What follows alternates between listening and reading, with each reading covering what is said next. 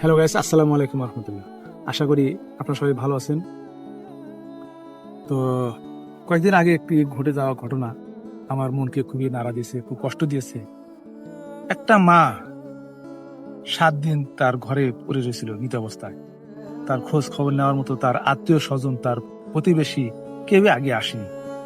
এমনকি তার যে সন্তানরা ছিল তারাও তারাও তার পাশে আসেনি।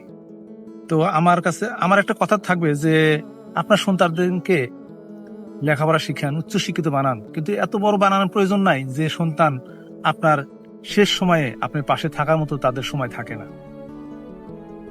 তো সন্তানকে শিক্ষিত বানান, ঠিক আছে, কিন্তু সুশিক্ষিত বানান। কারণটা হচ্ছে যে ওনার 4টা ছেলে মেয়েকে সে অনেক বড় শিক্ষিত বানিয়েছে। একজন বাংলাদেশে সচিবালয়ের উচ্চ বড় কর্মকর্তা, সে সচিব। আর একজন বাংলাদেশ ইঞ্জিনিয়ারিং বিশ্ববিদ্যালয়ের টিচার, বুয়েটের মতো একটা টিচার।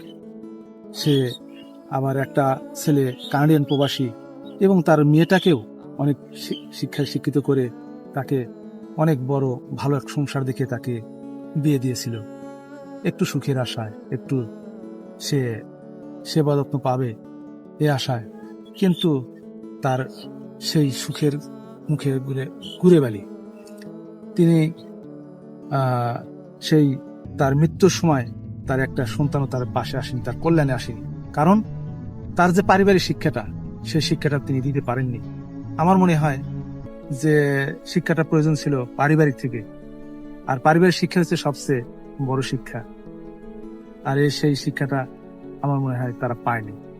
তা আপনাদের কাছে, সবার কাছে আমার একটা অনুরোধ থাকবে যে আপনার সন্তানদেরকে শিক্ষিত করুন, বড় করুন, কিন্তু এত বড় করা আমার কোনো প্রয়োজন নাই যে সন্তান বাবা মায়ের মৃত্যুর সময় তাদের পাশে থাকার মতো তাদের হাতে সময় থাকে না। ধন্যবাদ সবাই।